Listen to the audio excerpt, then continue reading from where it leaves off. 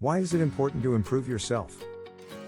Sometimes, when all our doubts, fears and insecurities wrap ourselves up, we always come up with the idea of "I wish I was somebody else."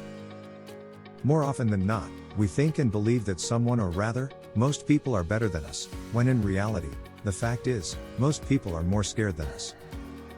You spot a totally eye-catching girl sitting by herself at a party, casually sipping on a glass of Asti Spumante. You think to yourself, she looks so perfectly calm and confident. But if you could read through her transparent mind, you would see a bunch of clouds of thoughts, and you might just be amazed that she's thinking, "Are people talking about why I'm seated here alone? Why don't guys find me attractive? I don't like my ankles, they look too skinny. I wish I was as intelligent as my best friend." We look at a young business entrepreneur and say, "Well, what else could he ask for?" He stares at himself at the mirror and murmurs to himself, "I hate my big eyes. I wonder why my friends won't talk to me. I hope mom and dad would still work things out." Isn't it funny?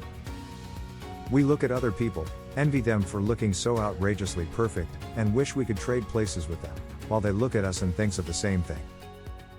We are insecure of other people who themselves are insecure of us. We suffer from low self-esteem, lack of self-confidence, and lose hope in self-improvement because we are enveloped in quiet desperation. Sometimes, you notice that you have an irritating habit like biting off your fingernails, having a foul mouth, and you of all people, as the last to know. I have a friend who never gets tired of talking. And in most conversations, she is the only one who seems to be interested in the things she has to say. So all of our other friends tend to avoid the circles whenever she's around, and she doesn't notice how badly she became socially handicapped, gradually affecting the people in her environment.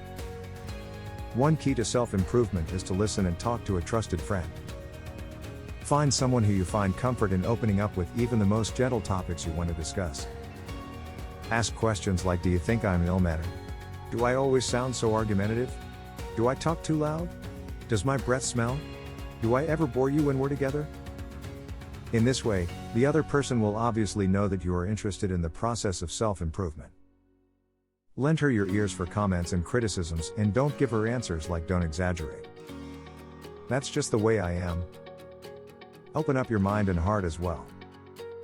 And in return, you may want to help your friend with constructive criticism that will also help her improve herself. One of Whitney Houston's songs says, "Learning to love yourself is the greatest love of all." True enough. In order to love others, you must love yourself too. Remember, you cannot give what you do not have. Before telling other people some ways on how to improve themselves, let them see that you yourself is a representation and a product of self-improvement. Self-improvement makes us better people. We then inspire other people, and then the rest of the world will follow. Stop thinking of yourselves as second-rate beings. Forget the repetitive thought of "if only I was richer, if only I was thinner," and so on. Accepting your true self is the first step to self-improvement. We need to stop comparing ourselves to others only to find out at the end that we've got 10 more reasons to envy them. We all have our insecurities. Nobody is perfect. We always wish we had better things, better features, better body parts, etc. But life need not to be perfect for people to be happy about themselves. Self-improvement and loving yourself is not a matter of shouting to the whole world that you are perfect and you are the best. It's the virtue of acceptance and contentment. When we begin to improve ourselves, we then begin to feel contented and happy.